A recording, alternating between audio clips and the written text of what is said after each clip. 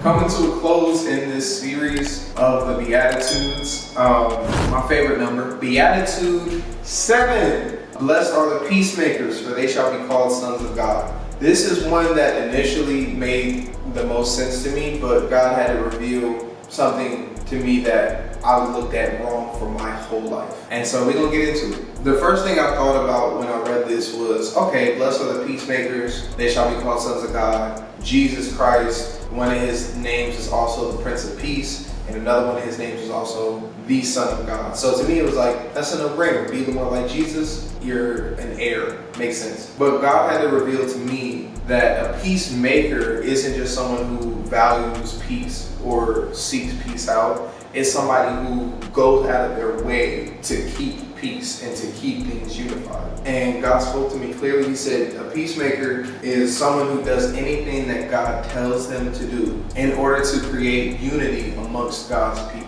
Because Satan's main thing is to break us up and distract us as God's people and God's children, because he knows that if we're together, there's nothing he can do to stop us. But if we're divided, he can get us off track. The reason why to me that was such a difference maker, and the lesson that God had to really show me with that was, if we go back to the parable of the unforgiving servant, the first servant did wrong by putting the second servant in jail. But the thing that I was kind of confused about was, why did the other servants snitch on the first servant to the master? Why did they say anything at all? Because I came from a place growing up where snitches get stitches. Like, you don't snitch. Even if you see somebody doing something wrong, you mind your business. But Jesus is clearly making the point that that's not a peacemaker. That's being idle. That's allowing Satan to have his way instead of being a proponent for God's way. That is being passive. And as a man of God, that's one of the most dangerous characteristics to have, is to be a passive man, one who doesn't want peace, one who is okay with chaos happening and ensuing around them. And God told me very clearly, he was like, Elijah, you need to be more of a peacemaker at times. And I did get the chance to do so. I'm not going to talk about it, but I got the chance to